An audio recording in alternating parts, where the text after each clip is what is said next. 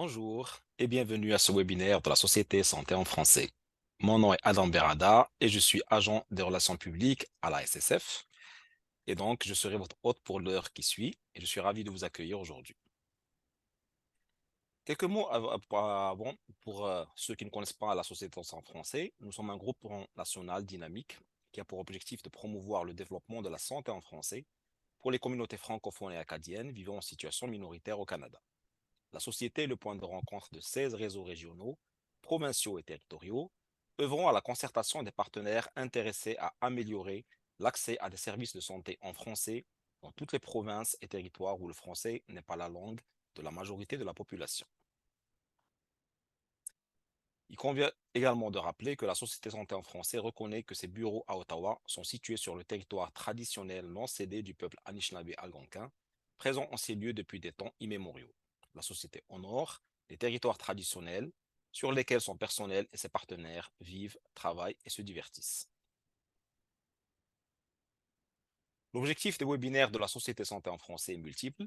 Le premier étant d'offrir un meilleur accès aux nouvelles connaissances, de faciliter la prise de décision éclairée par les données probantes et enfin de favoriser les interactions entre producteurs et utilisateurs de connaissances. Aujourd'hui, nous avons le plaisir de recevoir Mme Jacinthe Savard et Mme Jennifer O'Neill de l'Université d'Ottawa et je vais vous présenter un peu plus en détail. Bonjour mesdames. Bonjour. Commençons par Mme Jacinthe Savard, donc, qui est ergothérapeute et qui détient un doctorat en santé publique. Elle est également professeure titulaire à l'École des sciences de la réadaptation de l'Université d'Ottawa, membre fondatrice du GREFOPS, donc le groupe de recherche sur la formation et les pratiques en santé et services sociaux en contexte francophone minoritaire.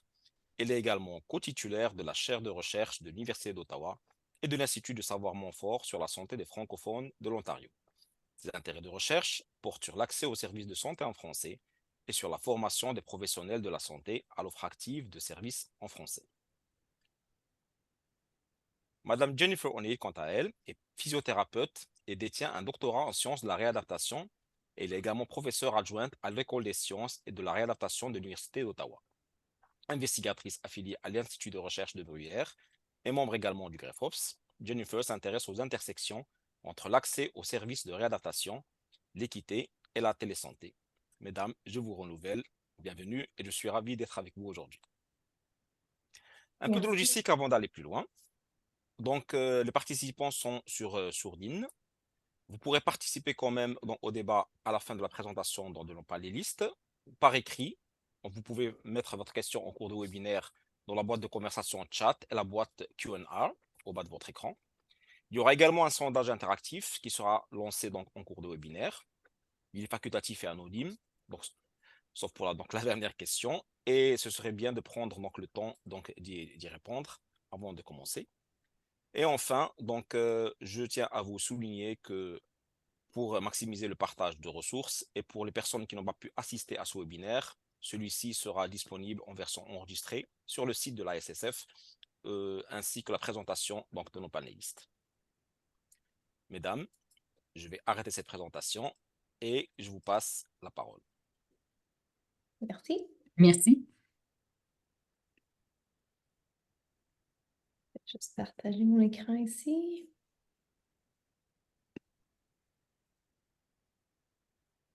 Alors, bonjour tout le monde.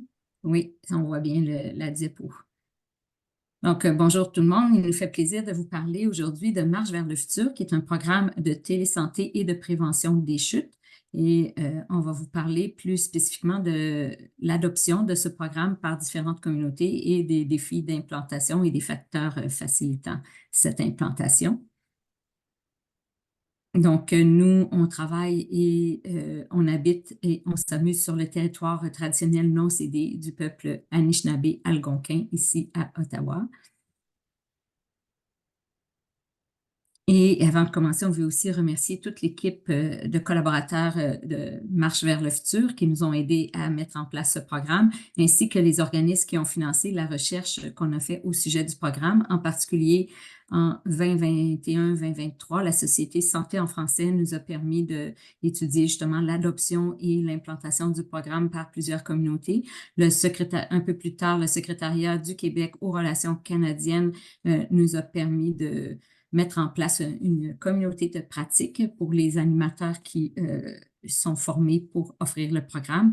Et présentement, on a une subvention, une bourse nationale de recherche du CNFS qui nous permet d'étudier un peu plus en détail comment les participants choisissent de participer, quels sont les facteurs qui font qu'ils préfèrent participer à un programme comme ça en salle, en ligne ou en présentiel. Donc, pendant la présentation, c'est un peu le plan. Ici, on va faire une petite introduction sur les chutes, les communautés francophones en situation minoritaire et l'accès aux soins et services de santé. Ensuite, on va vous décrire le programme Marche vers le futur comme tel.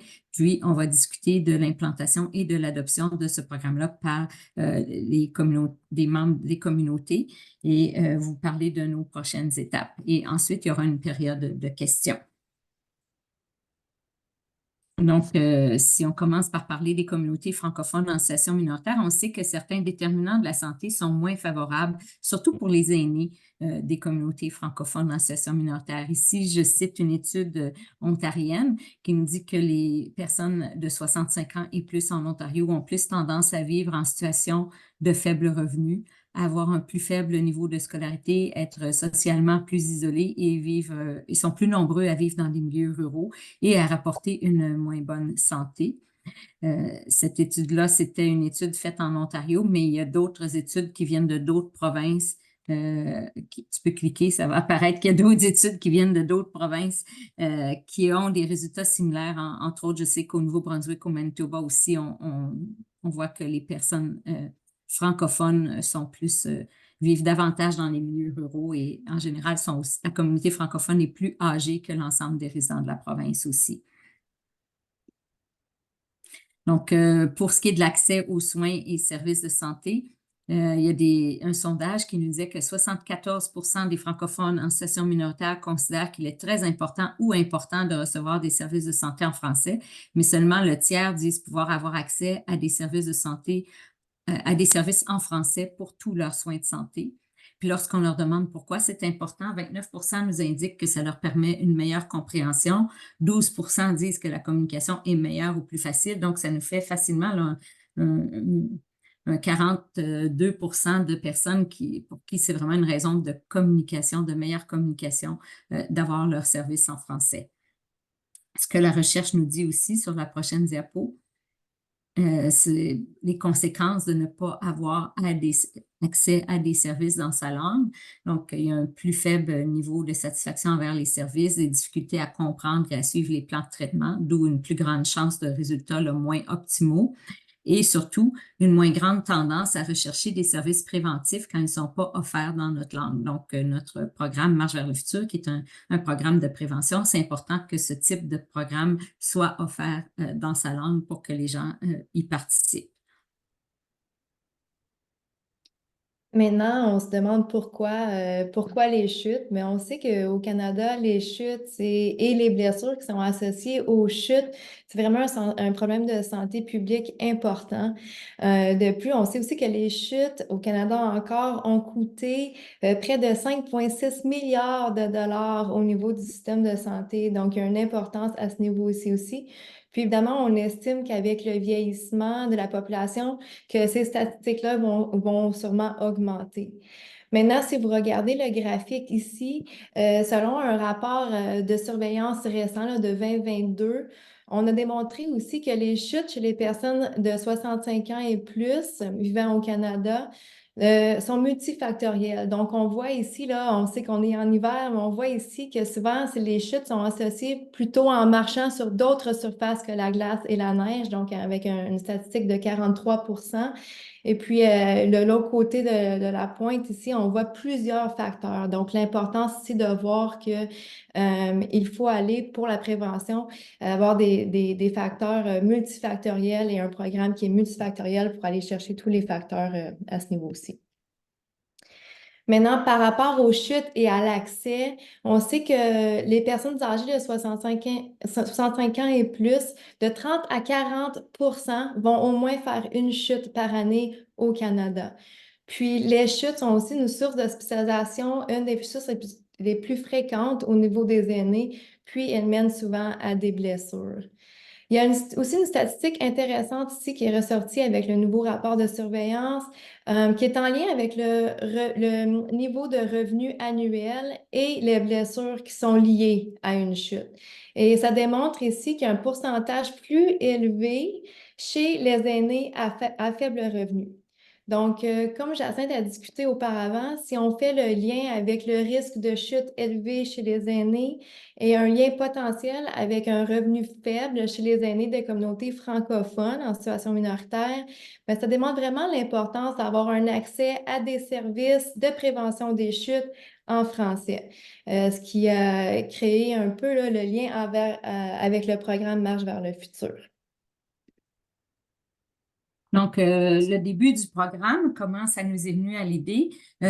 Au début, on a commencé à mettre en place le programme en 2008 pour la première fois. On avait à l'Université d'Ottawa une clinique universitaire interprofessionnelle dans laquelle des étudiants faisaient des stages dans lesquels ils offraient des services à la population. Et puis, une journée par semaine, nos étudiants devaient travailler à offrir des programmes plus de prévention, alors que les autres jours de la semaine, les stages des autres jours de la semaine étaient plus des programmes de réadaptation comme tels.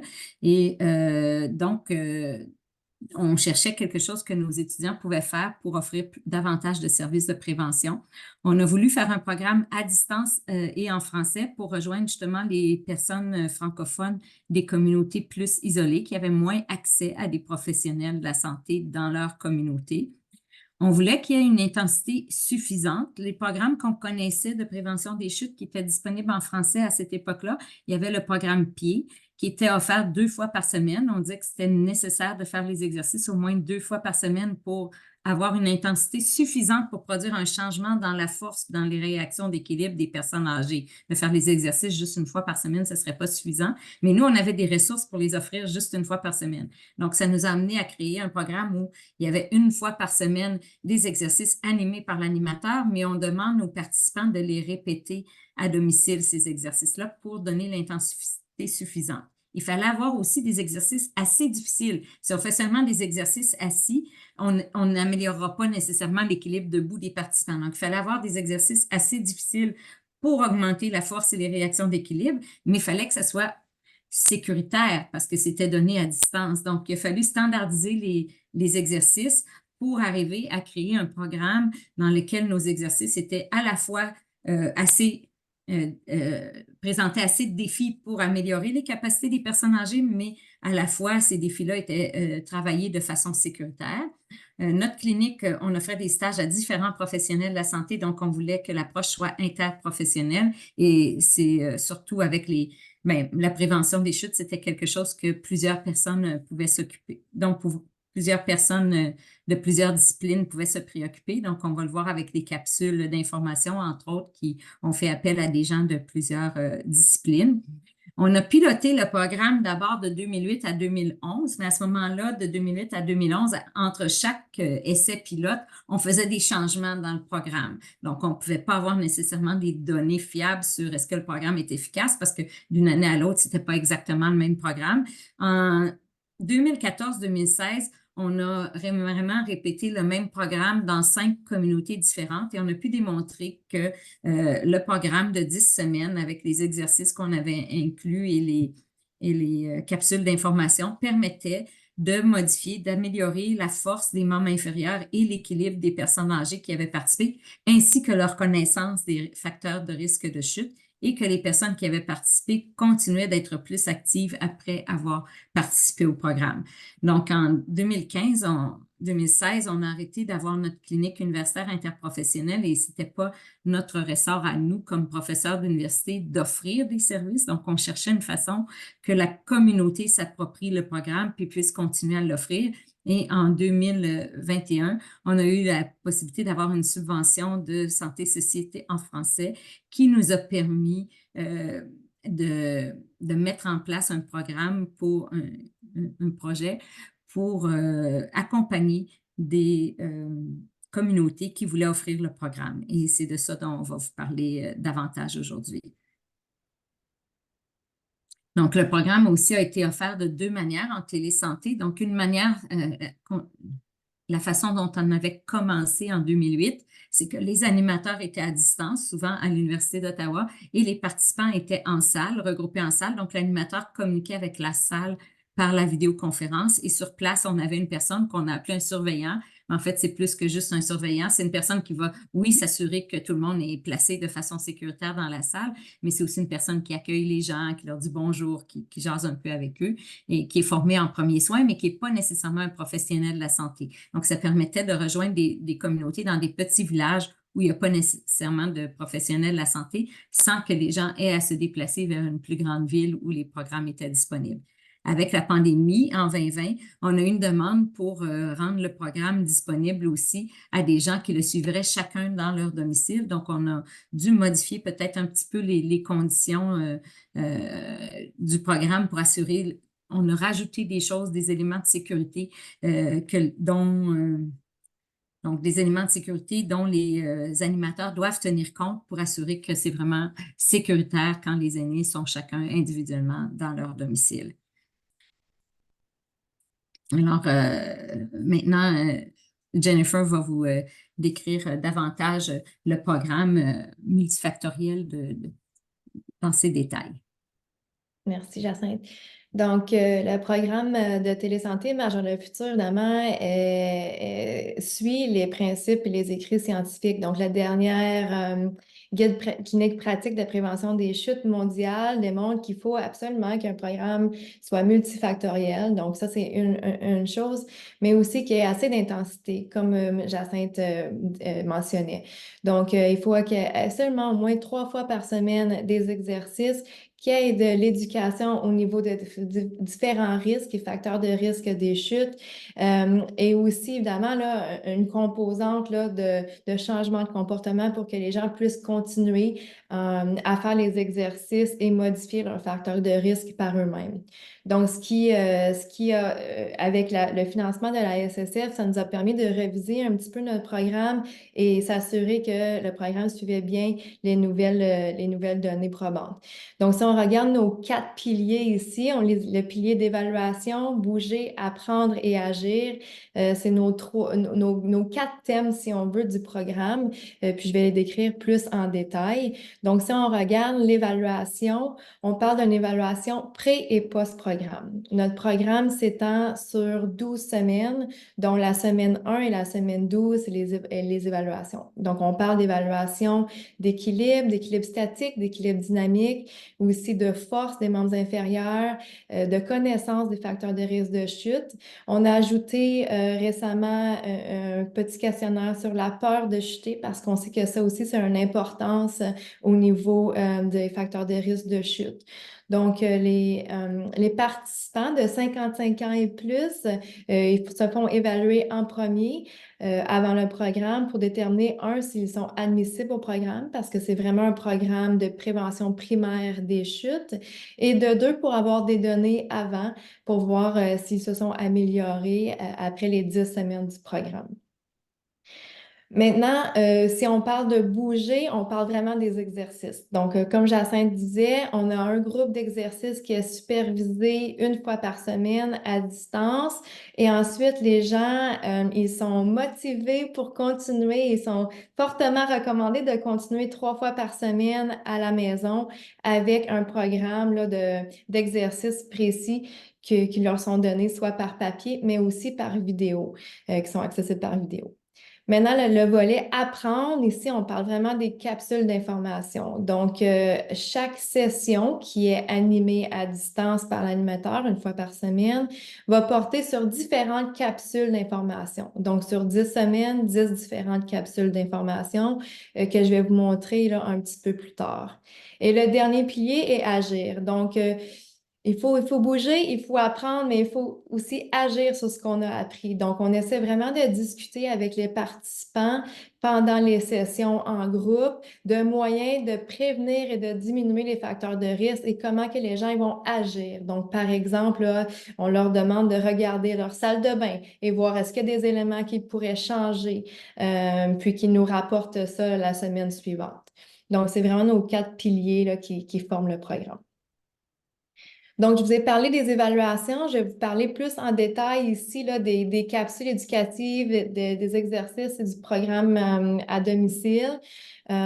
Plus sur qui pose sur les outils, comme outils d'implantation. Donc, grâce au financement de la SSF et Santé Canada, on a été capable de réviser nos capsules éducatives, nos exercices, nos outils d'implantation pour essayer de standardiser le tout pour faciliter l'implantation à travers des communautés. Donc, par exemple, nos 10 capsules éducatives sont maintenant des capsules en vidéo qui sont accessibles pour tous nos animateurs. Donc, les animateurs peuvent donner la même information à travers de nos communautés francophones et ensuite, ils utilisent les capsules éducatives par vidéo pour animer une discussion. Les 10 semaines d'exercice aussi, et un manuel d'exercice a été donné aux animateurs, mais aussi aux participants pour qu'ils aient les exercices à faire à la maison. Et même chose avec des vidéos d'exercices qui sont accessibles pour le programme. Donc, si on y va plus précisément pour nos capsules éducatives, donc les capsules, chaque capsule porte sur un différent facteur qui est relié au risque de chute.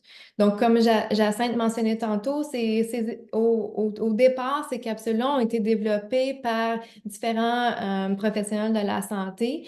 Donc, on regarde ici là, que les thèmes, ils diffèrent, mais ils rejoignent tous les facteurs au niveau du risque de chute. Donc, on regarde, par exemple, les environnements extérieurs, dehors, les escaliers, l'environnement interne, donc les salles de bain, la chambre à coucher, la cuisine, comment qu'on fait pour changer nos facteurs de risque.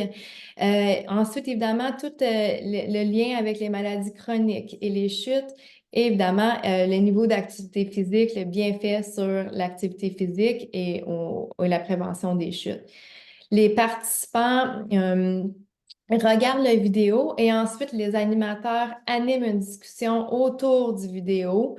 Et ce que ça nous a permis de faire, c'est justement à travers de nos communautés francophones canadiennes qui ont implanté le programme, on sait que l'information est standardisée. Donc, la même information est donnée à travers de chaque communauté, peu importe qui anime le programme. Mais les discussions permettent aussi là, d'adapter au contexte local, ce qui aide, je pense, à agir et changer les comportements.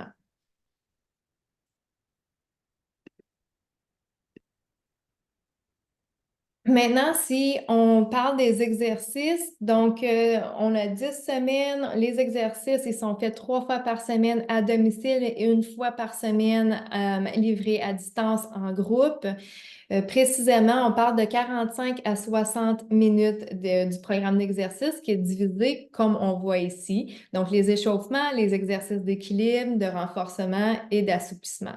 Comme Jacinthe a mentionné auparavant, les exercices ont vraiment été standardisés pour faciliter, l'implantation, mais aussi pour s'assurer que chaque exercice avait un lien avec la prévention des chutes et un bénéfice à ce niveau-là. Donc, nos exercices d'équilibre, on parle d'équilibre statique, mais aussi d'équilibre dynamique. Donc, les gens ils doivent faire certaines activités pour bouger. Pour les exercices de renforcement, on parle beaucoup de renforcement des membres inférieurs.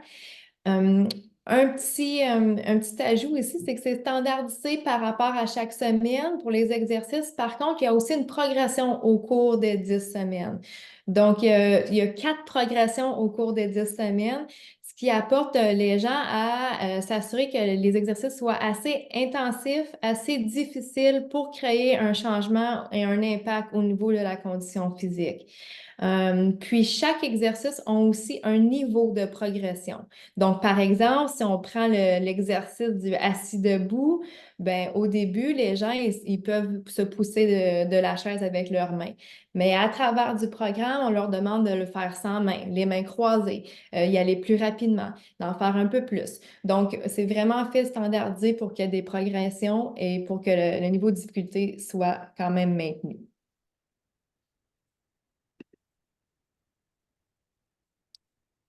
Jacinthe, est-ce qu'il y a des choses à ajouter pour le programme? Non, ça allait. C'est beau. Super. Donc, Donc, peut-être pour la discussion.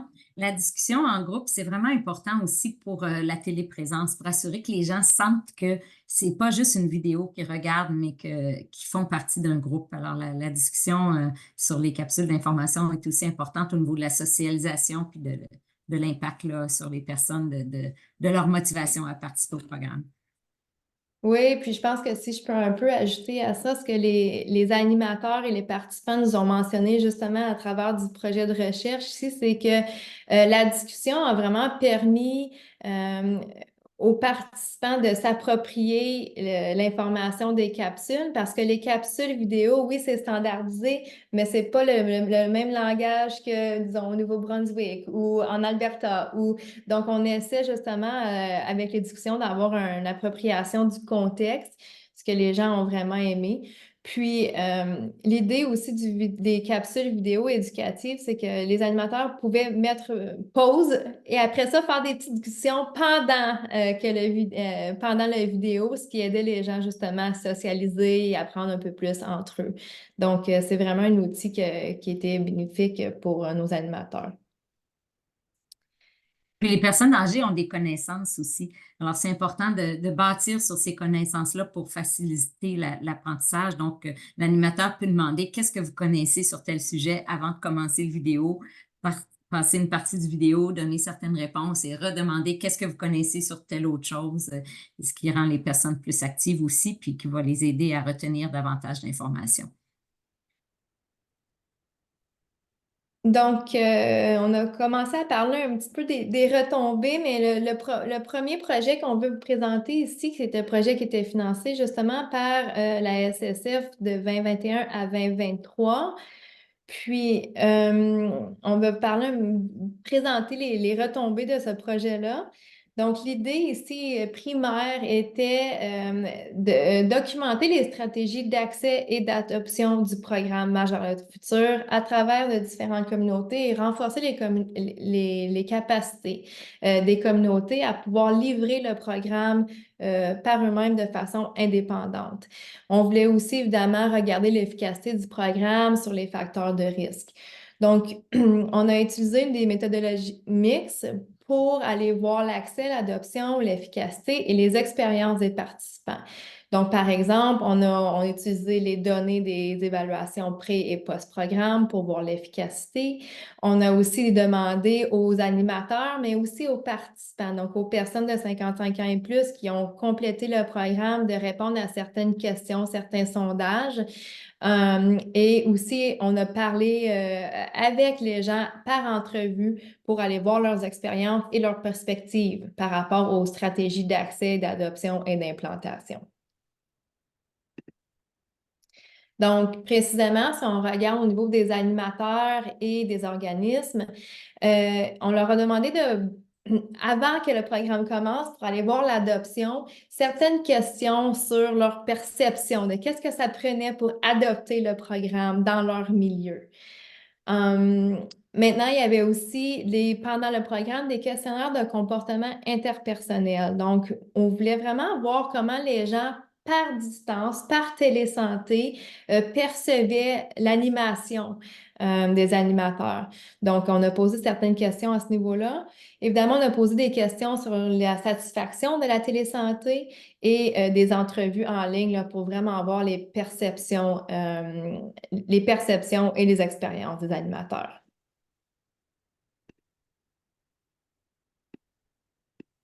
Par rapport aux personnes âgées qui ont participé au programme, on leur a demandé plus des questions sur leur niveau de motivation, parce qu'on sait que la motivation est importante pour pouvoir continuer le programme après les exercices et agir sur les facteurs de risque.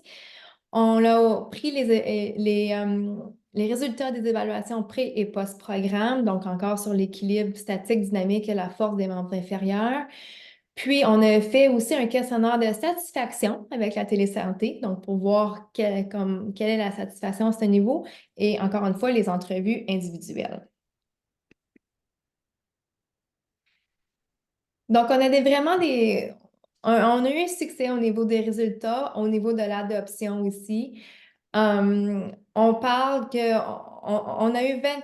on a eu 8 organismes de 4 provinces qui ont adopté le programme sur 34 communautés qui ont été contactées. Donc, on parle 24% de provinces contactées qui ont adopté le programme. Puis, on peut voir ici sur la carte où ces communautés-là ont adopté, se retrouvent, qui ont adopté le programme et qui ont implanté le programme. Maintenant, un autre succès dû au financement de la CCF était la formation de nos animateurs. Donc, on a été capable de former 33 animateurs à travers du Canada et aussi d'outiller ces animateurs-là avec des nouveaux outils d'implantation. Donc, on a créé 28 outils d'implantation, dont les capsules éducatives qu'on vous a présentées tantôt. Et ça nous a vraiment permis de faire un programme clé en main qui facilitait justement l'adoption pour nos animateurs dans différentes communautés. Maintenant, au niveau des personnes âgées de 55 ans et plus, 146 personnes ont été évaluées et 129 ont suivi le programme au complet avec succès. Puis, je vais vous montrer maintenant les résultats justement là, des impacts au niveau de ces personnes.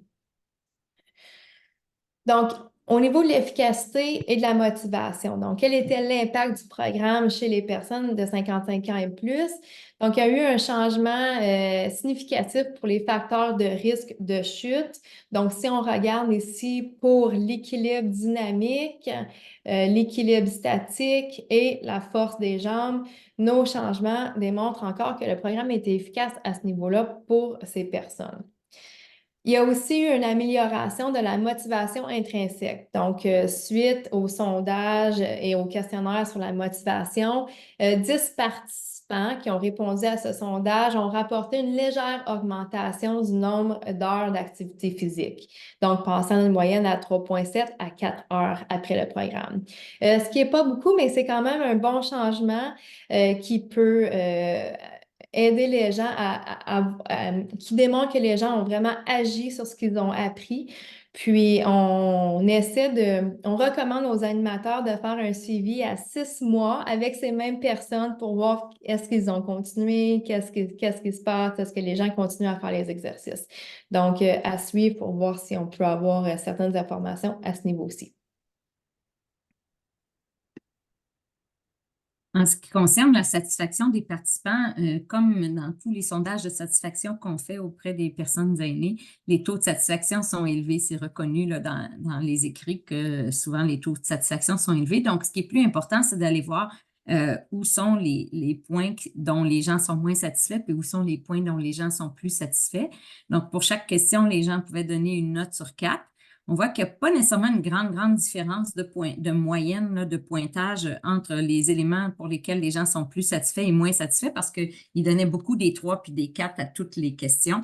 Mais ce qu'on voit qui était un peu plus difficile pour les personnes aînées qui ont participé, c'est l'aspect plus technique de la téléconsultation. Donc, quand on leur demande si c'était s'ils avaient les informations nécessaires pour obtenir du soutien technique aux besoins, soit avant ou durant la consultation.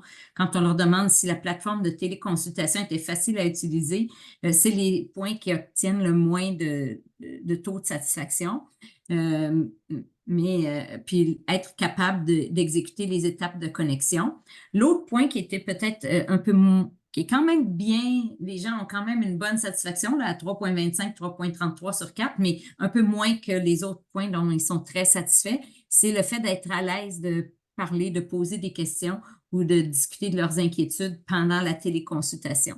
Donc, les gens ont démontré peut-être une moins bonne satisfaction avec cet élément-là, mais ça ne les a pas empêchés de nous dire qu'ils sentaient que la téléconsultation leur avait permis de participer à un programme de prévention des chutes en français. Ils étaient très satisfaits de ça, puis que même la téléconsultation leur permettait de participer aux exercices comme s'ils étaient en personne. Donc, les défis technologiques étaient là, mais étaient probablement pas insurmontables s'ils nous disent d'un autre côté que ça leur a permis de participer de la même manière que s'ils étaient en personne.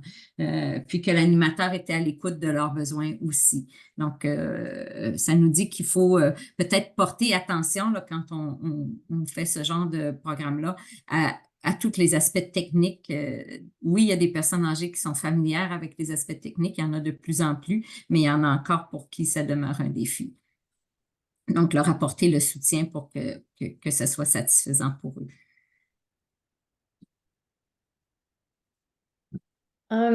Donc, si on passe plus au niveau d'adoption, donc plus de haut niveau, donc moins sur l'impact sur les personnes, on parle ici que 12 représentants d'organismes d'animateurs des 8 organisations qui ont opéré dans 4 provinces ont participé à l'étude et ont rapporté 3 grands thèmes par rapport à l'adoption. Donc, les contextes externes, internes et évidemment le renforcement des capacités. Et de ces 3 thèmes-là, certaines limites ont revenu et les gens rapportaient un peu les mêmes choses. Donc, par rapport au contexte externe, on parlait plutôt des ressources humaines, des animateurs qui parlaient français. Donc, la difficulté à accéder ou avoir des gens qui étaient à la fois qualifiés, qui voulaient offrir le programme, mais qui parlaient aussi français et qui se sentaient à l'aise avec la livraison à distance. Donc, ce principe de littératie numérique, d'être confortable avec la livraison à distance ou par vidéoconférence. Donc, ça, c'était une des limites qui ont été rapportées. Évidemment, déjà avec la pénurie de professionnels de santé, donc c'était quelque chose d'ajouter aux yeux de certains organismes qui a été une des limites rapportées. Maintenant, plus au contexte interne, on parlait des procédures financières et des barrières organisationnelles, ce qui veut dire que grâce au financement de la SSF, ces communautés-là ont reçu un soutien financier pour partir, implanter le programme. Ceci dit, il y avait quand même des inquiétudes là, de pérennisation par rapport à qu'est-ce qui va se passer après. Donc ça, c'était une des procédures financières qui était mentionnée. Et aussi les procédures internes de l'organisation. Donc, comment les finances étaient reçues, le montant de travail qui était demandé pour partager les besoins financiers et les barrières organisationnelles en termes de niveau. Ce qu'on a vu et ce qu'on a perçu, c'est que certaines communautés avec des centres qui ont moins de niveau organisationnel étaient plus faciles à implanter et adopter le programme que des plus gros centres avec plus de barrières organisationnelles. Donc, c'était nos limites là, d'adoption qui ont été rapportées par nos représentants et nos animateurs. Maintenant, si on parle de succès ou facilitant, on regarde le contexte externe. Le succès était vraiment pour les organisations et les animateurs, le fait que le programme pourrait être un moyen pour réduire l'isolement et augmenter le niveau d'activité physique chez les personnes de 55 ans et plus dans leur communauté. Donc, c'était vraiment un des aspects là, qu'ils ont porté à adopter le programme. Maintenant, au niveau interne, on parlait vraiment de la concordance du programme avec la mission de l'organisme. Donc, Jacinthe l'a mentionné un petit peu tantôt, mais c'est vraiment ressorti par rapport aux animateurs et aux représentants d'organismes que si la mission de l'organisme était vraiment avait un lien avec la prévention des chutes, l'organisme était plus apte à adopter le programme. Par rapport à si l'organisme avait une mission beaucoup plus large et moins axée sur l'offre de services ou l'offre de services de prévention. Donc, on a vraiment vu un lien à ce niveau-ci. Si on parle de renforcement des capacités en termes d'adoption, et l'adoption, j'aurais dû dire ça au début, comment qu'on a défini l'adoption, c'était vraiment tout ce qui est avant faire le programme, la mise en œuvre. Donc, pourquoi les gens seraient intéressés à éventuellement faire le pas et implanter le programme. Donc, un des facilitants ici de cette adoption-là était en partie le renforcement des capacités. Donc, plusieurs communications avec les animateurs, les partenaires, de 6 à 12 mois d'interaction à tous les mois avec différents moyens d'interaction, soit par téléphone, par courriel, par vidéoconférence, des discussions entre différents partenaires, différents représentants d'organismes, a aidé cette sensation-là qui était soutenue et déjà un début de renforcement des capacités par vidéoconférence. Donc, c'est un des éléments les éléments qui ont été rapportés.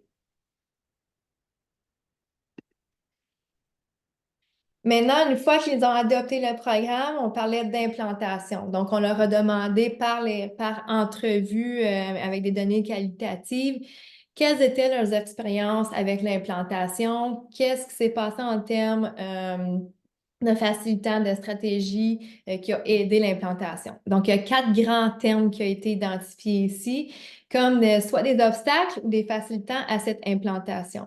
Donc, on parlait de la préparation et de la gestion du temps, les relations interpersonnelles et la téléprésence, que je vais définir un petit peu plus, l'animation et la sécurité, et ensuite la résolution de problèmes technologiques. Donc, si on prend le premier, la préparation et gestion du temps, ce qui a été rapporté par les animateurs ici était vraiment qu'ils ne pensaient pas que ça prenait autant de temps pour se préparer pour les premières sessions d'implantation. Donc, si on se rappelle, le programme est 10 semaines, mais les 3-4 premières sessions, ils devaient se préparer beaucoup plus avant de commencer l'implantation du programme qui n'était pas prévu. Donc, c'est un des obstacles ou peut-être une des choses à discuter dans la formation, que de prévoir, de gérer son temps pour les premières implantations pour que ça soit plus simple après.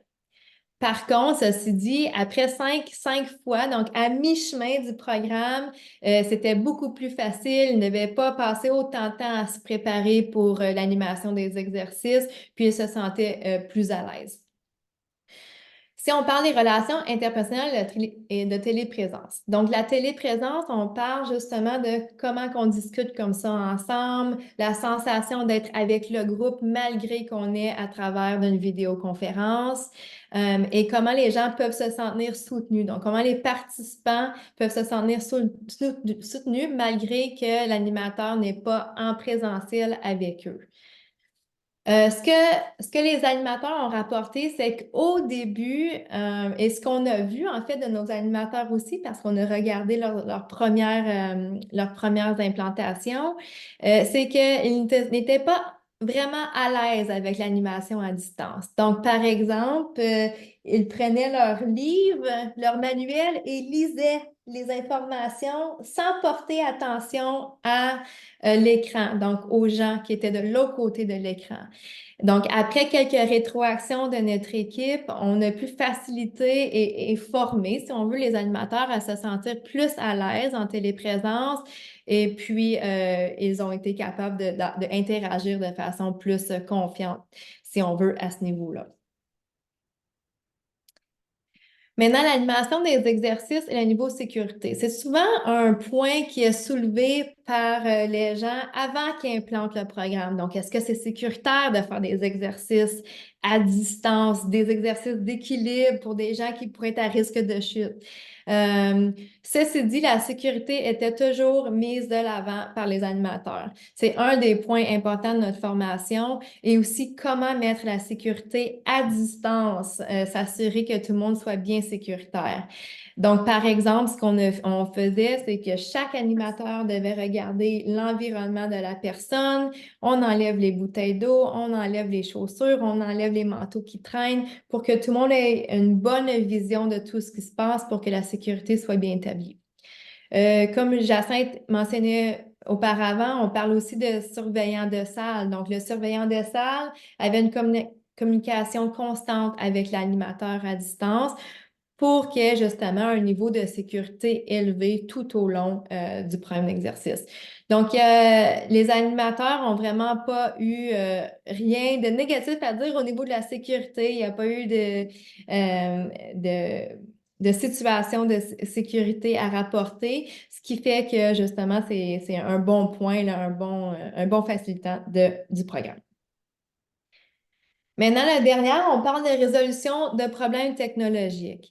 Ce que je veux dire par ça, c'est que les animateurs ont rapporté lors d'entrevues qu'ils ont ils ont eu certaines embûches au niveau de la technologie, mais que leur capacité à résoudre les problèmes techniques leur a permis de surmonter ces obstacles-là. Donc, si je vous donne des exemples concrets, il y avait un site où l'animatrice ne voyait pas bien les participants, donc elle a décidé d'avoir un deuxième écran près d'elle pour qu'elle puisse voir les participants, mais que les participants puissent quand même la voir, elle, de la tête aux pieds. Donc, parce qu'on doit quand même garder une distance d'écran pour que les participants puissent nous voir. Un autre petit point, c'est des petites choses simples, mais qu'on n'a pas, des fois qu'on ne pense pas, d'avoir un chargeur d'extra pour les ordinateurs en salle, pour pas qu'il y ait un manque pour pas qu'il y ait une décharge de batterie. Donc, la capacité à résoudre ces embûches technologiques a vraiment été soulevée par les animateurs. Puis, c'est un point qu'on va aussi ajouter là, dans la formation qui pourrait soutenir les animateurs à ce niveau aussi. Là, je vois juste qu'il y a des questions. Oui, il va peut-être falloir accélérer sur les prochaines diapos pour pouvoir avoir du temps pour les questions. Parfait. Donc, si on passe à la suite de nos prochains projets, rapidement, donc si on regarde ce qu'on a fait, toute l'implantation nous a permis aussi d'avoir du financement par rapport à l'appui à la francophonie canadienne, au Secrétariat du Québec, aux relations canadiennes, pour développer un partenariat entre les francophones vivant en situation minoritaire et les francophones québécois.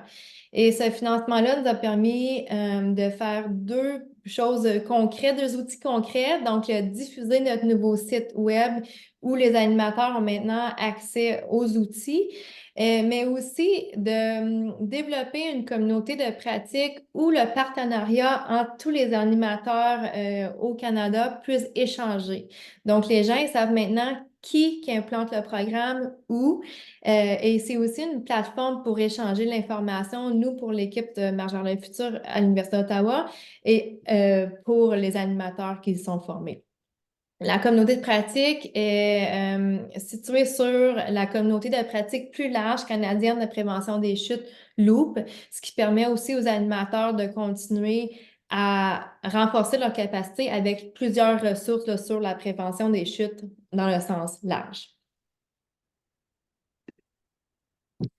Et pour terminer ici la suite de nos projets, on parle de la Bourse nationale de recherche du CNFS et puis le financement de Santé Canada. Ce qu'on veut regarder, c'est en cours présentement, et ce qu'on veut vraiment regarder, c'est l'équité et l'efficacité face aux différentes versions du programme. Donc, comme Jacinthe mentionnait, on parle des versions à domicile, versions en salle à distance versus en présentiel, et on veut vraiment savoir les perspectives des participants aînés face à l'équité. Donc, qu'est-ce qui fait qu'une prestation est mieux qu'une autre prestation, une option est mieux que l'autre, pour s'assurer d'avoir le plus d'accès possible là, à plus de gens francophones possible au Canada. Donc, on voit ici qu'on est rendu à ces étapes. 4 sites, 4 ententes. On a déjà entamé la collecte de données à ce niveau aussi. Donc, on a pu démontrer avec notre projet d'implantation financé par la SSF que le programme de prévention des chutes en vidéoconférence peut être sécuritaire, peut être aussi efficace qu'un groupe en présentiel au niveau de l'augmentation de la force et des réactions d'équilibre chez les participants, et qui peut être motivant pour les participants. mais ça exige une préparation adéquate des animateurs. Donc, comme on l'a dit, il y a une formation. Notre formation dure 2 jours habituellement lorsque c'est donné à des gens qui n'ont pas nécessairement déjà animé des programmes de prévention des chutes. Et en plus de la formation de 2 jours, on a fait des suivis pendant l'implantation qu'on pense qu'ils sont essentiels. Les suivis, c'était des journées où les membres de l'équipe observaient les animateurs qui donnaient leur séance d'exercice et de capsules pour voir s'il y avait une bonne téléprésence. Et donc ça, on pense que c'est essentiel, il faut continuer ça.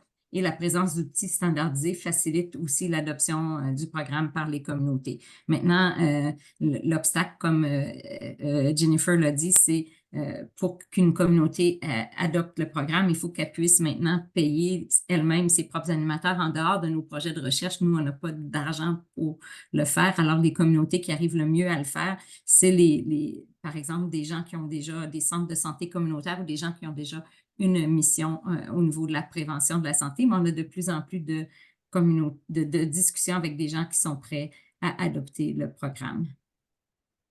Donc, on espère que le programme va pouvoir vivre par lui-même quand nous, on ne sera plus là. On va toujours demeurer là pour donner de la formation, mais si on n'a pas de subvention pour payer les animateurs, on espère quand même qu'il y a des gens dans la communauté qui vont pouvoir adopter le programme à même leurs ressources, les gens qui ont déjà ces mandats de prévention des chutes. Ce que ça permet de rejoindre, par exemple, on a des centres de santé communautaires qui sont dans une ville, mais en ayant le programme en vidéoconférence, ils peuvent rejoindre des participants qui sont dans des villages sans que les participants aient à se déplacer. C'est ça qui le rend plus accessible et plus disponible, qui augmente la capacité des francophones à participer à ce type de programme. Je pense que c'est tout. Oui, on est rendu à la période de questions. Merci beaucoup, mesdames, pour cette présentation très complète et très enrichissante. Alors oui, effectivement, donc, nous avons des questions. Alors, je commence par Madame Élise Arsenault, donc directrice du réseau santé en français de l'île du Prince-Édouard. Est-ce possible d'avoir le nom des provinces, territoires qui ont participé et le nombre de participants par province et territoire?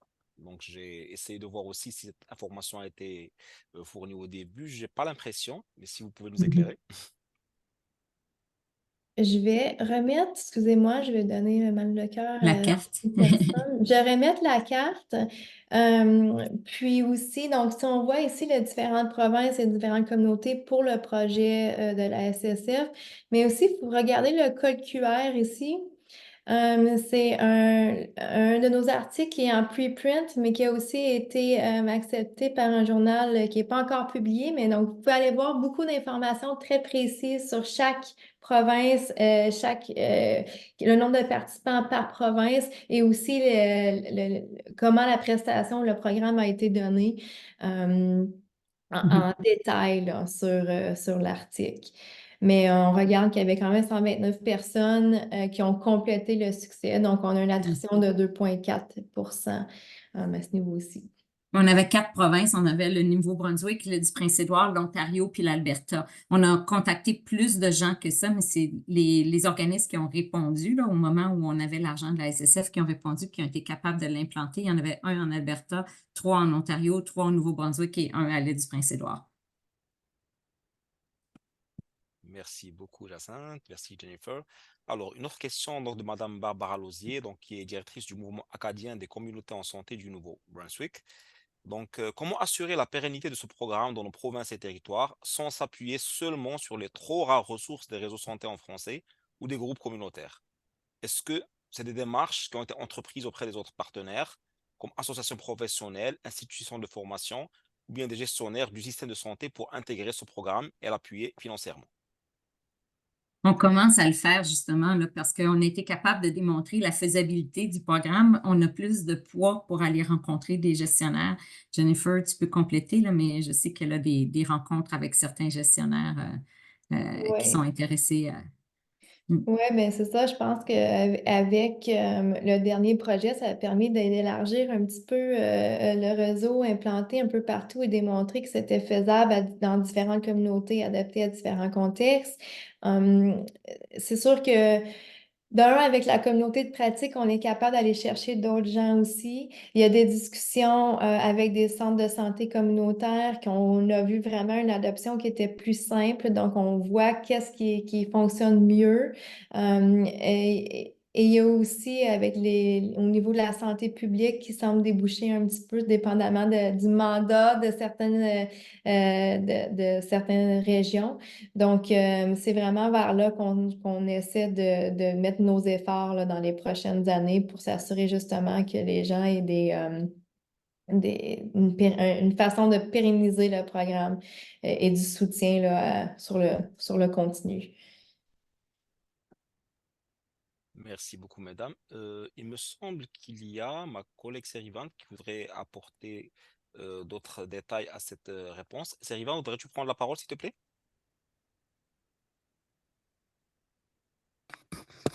Il y a des questions dans le QR.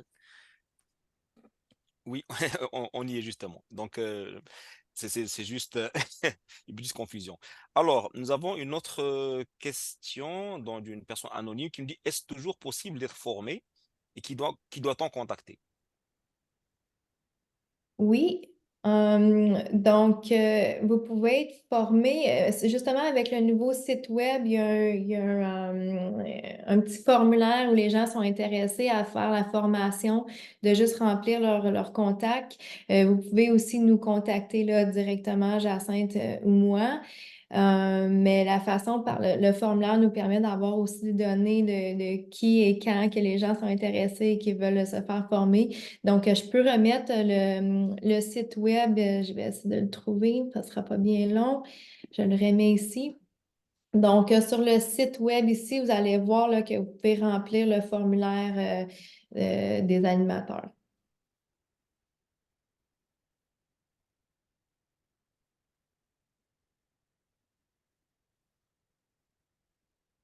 Oups, on ne vous entend pas, Adam. Je, je crois que Ah, vous êtes un excusez-moi, j'étais en peu sourdine. gêné. Donc, une question de Madame Janine Proux. Quel type d'organismes ont participé et adopté ce programme? Est-ce des organismes à vocation santé ou plutôt des organismes francophones de type centre culturel? La première année, pendant qu'on avait le financement de la SSF, c'était les deux types d'organisations. Donc, on a eu des associations d'aînés et on a eu des centres de santé communautaires. Donc, comme on l'a dit, les centres de santé communautaires, c'était plus facile pour eux de pérenniser le programme parce que ça rentre dans leur mandat. Ils sont capables de payer des gens pour l'animer une fois que le financement n'est plus là. Le financement les a aidés quand même à acquérir l'équipement s'il y avait besoin d'avoir des équipements pour faire la vidéo à distance. Mais une fois que ça c'est fait, une fois que leurs animateurs sont formés, ils sont capables de prendre des gens dans leur personnel qu'ils ont déjà. Les centres d'aînés, les centres communautaires, ça a été un petit peu plus difficile d'assurer une pérennité.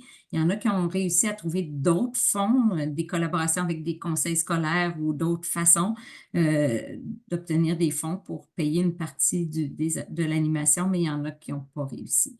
On a eu les deux dans la partie implantation. Merci beaucoup, Jacinthe. Est-ce que Jennifer, Bon, tu voulais ajouter quelque chose? Ben, en fait, ce que je voulais ajouter aussi, c'est vraiment ce qui fonctionne pour pérenniser, c'est ça, c'est déjà des partenariats qui sont déjà faits a priori. Donc, par exemple, le partenariat entre le conseil scolaire et l'organisme, l'association des aînés. Donc, ça, c'était déjà établi, ce qui permet après ça aux gens d'avoir peut-être un peu plus de soutien. Euh, donc, l'autre chose qu'on essaie de faire pour répondre à cette question, c'est juste d'intégrer les associations avec des centres de santé ou des centres hospitaliers pour voir justement est-ce qu'il y a une façon de collaborer à ce niveau-là pour que ça soit plus périn à longue durée. merci, Jennifer. Alors, autre question, toujours de Madame Barbara Lousier. Est-ce que le programme est toujours vivant au Nouveau-Brunswick? Ont-ils réussi à trouver du financement? Oui, le programme est toujours vivant au Nouveau-Brunswick. on essaie quand même, en fait, il y a deux groupes au Nouveau-Brunswick qui continuent à donner l'implantation, le programme. Un des groupes fait partie du prochain projet de recherche, donc il y a du financement de ce côté-là. Mais c'est sûr qu'on veut essayer de continuer les collaborations avec les réseaux, puis les autres associations pour que ça continue après les projets de recherche. Donc oui. Je ne sais pas s'il y a des choses à ajouter, Jacinthe. Non, ça va.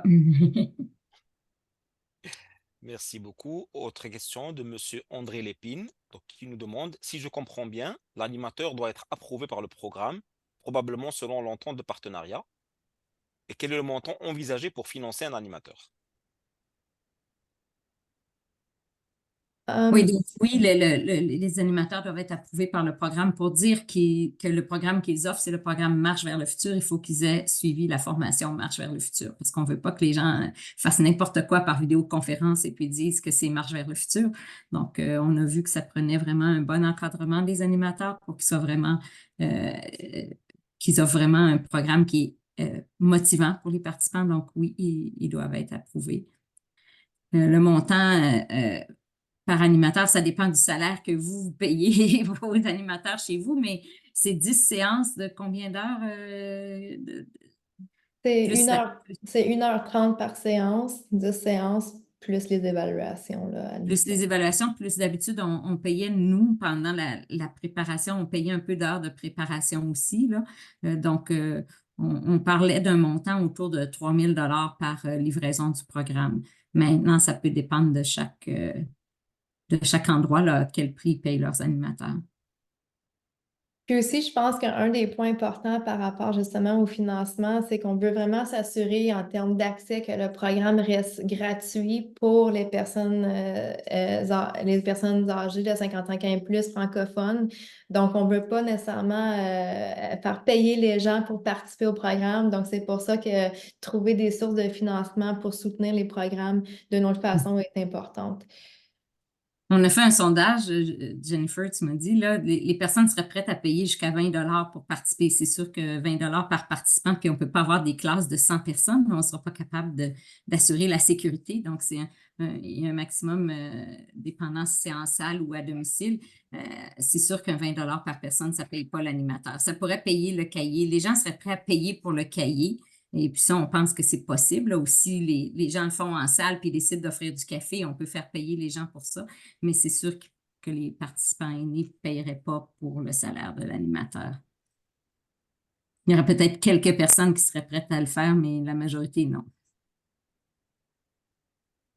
Merci beaucoup, Jacinthe. Merci, Jennifer. Alors, Monsieur Lépine, Madame Lausier vous fait dire que si vous voulez le contact donc pour le Nouveau-Brunswick, on peut vous les fournir. Et pour contacter donc l'organisme, je vous mets l'adresse courriel ici dans le chat. Merci.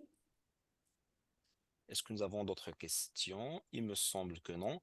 Donc, merci encore, mesdames. Nous arrivons à la fin de ce webinaire. C'était un plaisir de vous avoir aujourd'hui. Donc, je vous remercie infiniment pour cette présentation donc, très enrichissante. Merci aussi à tous nos participants.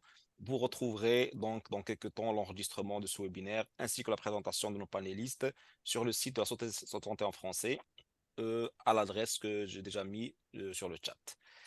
Encore merci, au revoir et à très bientôt dans un nouveau webinaire de la SSF. Et merci, bonne journée à tous. Merci, bonne journée.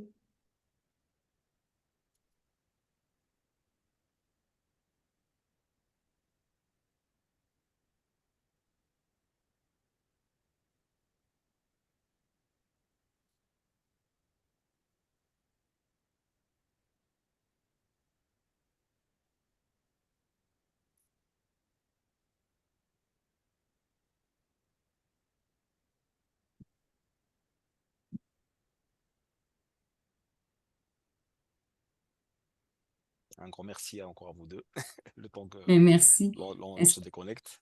Oui, est-ce qu'on a autre chose à régler? Non. Non, c'est bon. Non, tout est bon. Voilà. Alors, bonne journée à vous.